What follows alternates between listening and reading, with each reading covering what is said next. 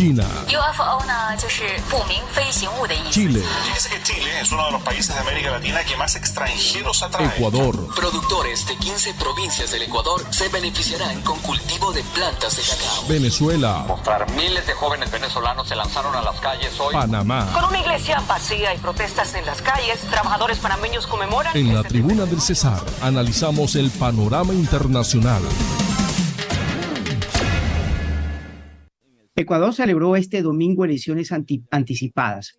Ninguno de los dos candidatos que pasaron a segunda vuelta obtuvo la cantidad de votos suficientes para llegar a la presidencia, por lo que será necesaria una segunda vuelta el próximo 15 de octubre. La candidata correísta, Luisa González, obtuvo la mayoría de votos en primera vuelta, alcanzando el 33.25% de los votos totales, mientras que el candidato por el movimiento ADN, Daniel Noboa, que será el contendor en segunda vuelta, obtuvo 23.73% de la votación. Para analizar este tema en detalle, tenemos en línea a nuestro analista internacional, Cristian Cárdenas. Cristian, bienvenido a Radio Guatapurí. Muy buenos días. Buenos días, Andrés. Gracias por la invitación. Las elecciones de Ecuador sí han sido una gran sorpresa. Tenemos unos resultados que, la verdad, todos esperábamos que el candidato, el heredero de Fernando Villavicencio, llegara a la segunda vuelta, y no fue así, pero esto nos deja mucho que pensar sobre cuál será el futuro político de este país vecino. Sí, Cristian, entrando en materia, uno pensaría que el homicidio del candidato presidencial Villabona podría haber influido en los resultados electorales. ¿Qué lectura haces tú de ese homicidio y el proceso electoral? ¿Cómo recibió el electorado este homicidio? ¿Hacia dónde apuntan sus presuntos responsables y qué incidencia tuvo en este resultado? El asesinato, el homicidio de Fernando Villavicencio fue realmente impactante para el Ecuador. Fue un episodio que no habían vivido en su historia reciente. O sea, el episodio que se está viviendo actualmente en Ecuador con la violencia y toda esta oleada de crisis institucional desatada por el auge del narcotráfico en el país, obviamente también guardando el símil, hace recordar un poco lo que fue Colombia a principios de los años 90, a finales de los 80, con el narcotráfico en su máximo auge.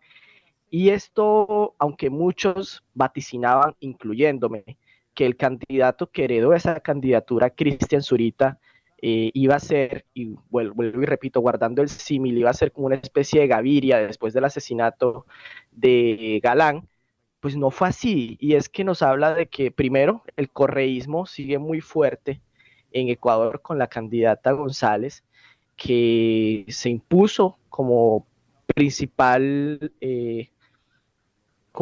contendiente en la carrera presidencial que, por cierto, hay que recordar que solamente les va a demorar 18 meses la presidencia, ya que ellos van a completar el periodo actual del presidente Lazo, que actuó y activó este mecanismo que se le dice en la Constitución ecuatoriana, la muerte cruzada, disolver la asamblea, pero también con esto convocar elecciones presidenciales de igual manera.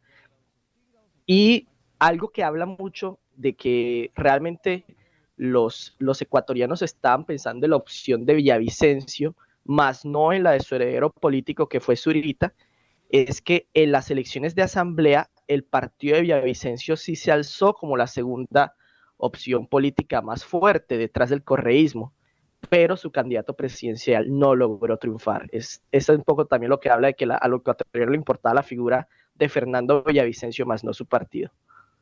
Cristian, las encuestas en Ecuador antes de las elecciones había diversidad de criterios. En lo único en que coincidían las encuestas es que era la candidata del correísmo pasaba a segunda vuelta. Pero lo del señor Daniel Noboa fue una sorpresa. ¿Quién es esta persona de la cual se sabe muy poco? Digamos, sabemos que es hijo de uno de los hombres más ricos de Ecuador, que fue congresista y es un empresario, pero ¿qué representa la opción de Daniel Noboa? Daniel Noboa, a pesar de ser hijo, como tú lo mencionas, Andrés, de un multimillonario, porque la palabra es esa, que es Álvaro Noboa, si no me falla la memoria, Álvaro Noboa también fue alguien que se lanzó en 5 ocasiones a la presidencia del Ecuador y no logró ganarla. Noboa, su hijo de 35 años, Daniel Noboa, pues es un empresario, tiene cierto recorrido, pero más que todo un tecnócrata, alguien que se destaca es por haber ocupado puestos en aspectos empresariales, como por ejemplo fue el cargo de ser presidente de la Comisión de Desarrollo Económico y Productivo del Ecuador.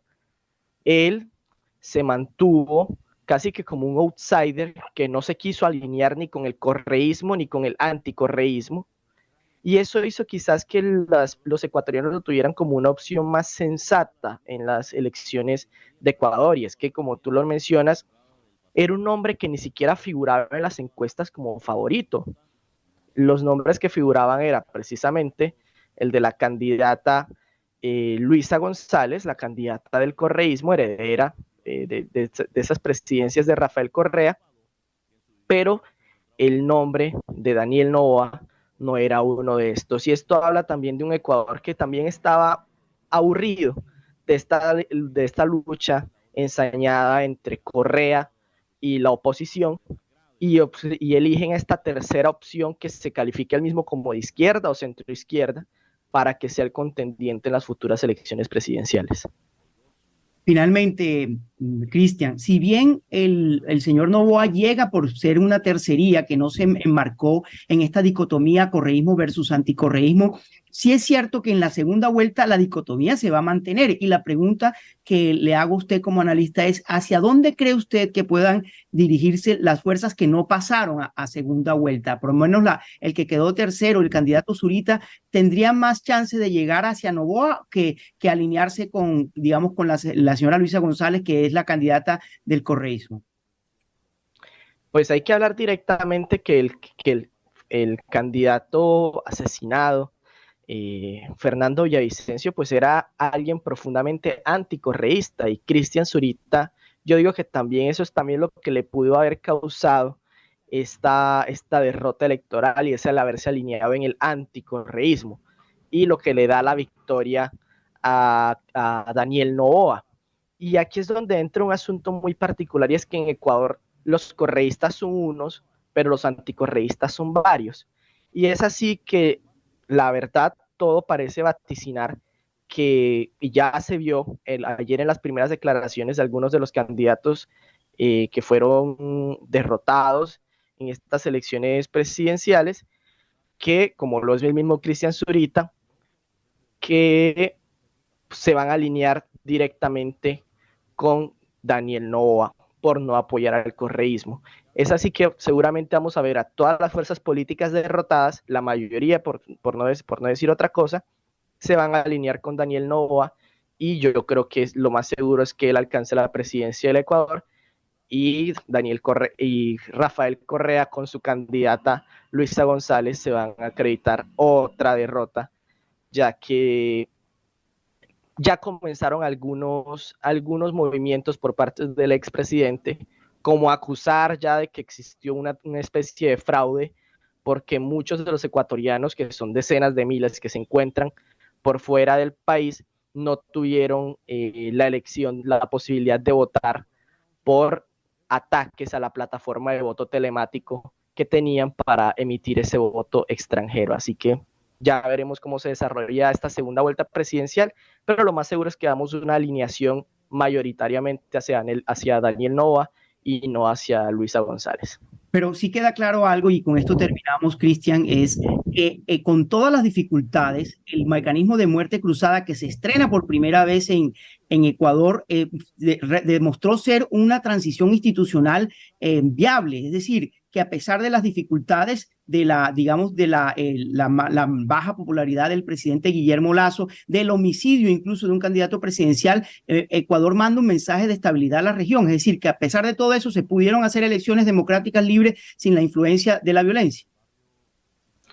Sí, y es que aquí es donde se vio la activación de un mecanismo de una defensa ecuatoriana, de unos organismos de defensa ecuatoriana como lo fueron la policía y el ejército, que a pesar de que se han visto muy ausentes durante la lucha del narcotráfico, aunque a veces más que ausentes yo diría que es que no dan abasto, eso hemos visto noticias incluso curiosas donde dicen que eran tales las cantidades de cocaína que han decomisado que muchas veces la han mezclado con cemento para obras públicas porque no saben qué hacer con tanto material. Es allí que vamos al asunto de que la fuerza pública sí logró imponerse durante las elecciones. Vimos episodios muy particulares como lo fue el voto del mismo Cristian Zurita, el heredero de Fernando Villavicencio, que fue como si fuera, o sea, ni el presidente de Estados Unidos tiene ese nivel de escolta, iba con casco, chaleco antibalas, varios agentes de la policía y del ejército cubriéndolo para emitir su voto democrático.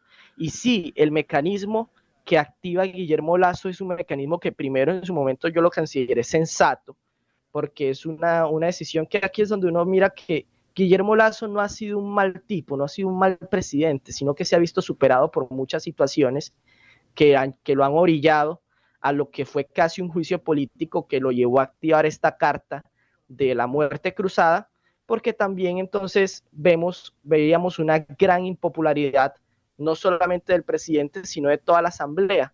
Es así que la activación de este mecanismo es una forma de decirle a América Latina y al mundo, vean que las cosas estaban mal, pero nosotros todavía tenemos unos mecanismos democráticos y constitucionales que nos permiten transicionar, pasar página a un nuevo gobierno, a unas nuevas formas, aprendemos de nuestros errores y esperamos que los próximos gobernantes y legisladores sepan cómo trabajar esta situación en el país.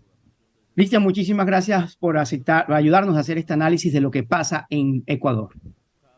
Muchísimas gracias a ti, Andrés, y espero que la audiencia entienda un poco más a fondo este tema y estén muy pendientes a la segunda vuelta electoral en el vecino país. Claro que sí, le estaremos haciendo seguimiento.